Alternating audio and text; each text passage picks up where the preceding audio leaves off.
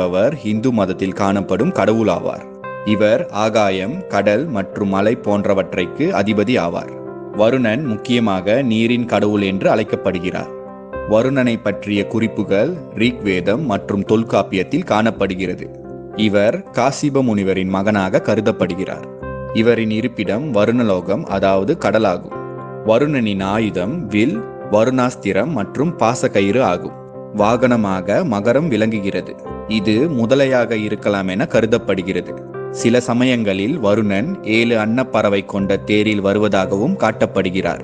வருணனுக்கு வருணானி என்ற மனைவியும் சுஷேனா, தக்ஷா, சவரைமனு, வசிஷ்டா மற்றும் வருணி என்ற பிள்ளைகளும் உள்ளனர்.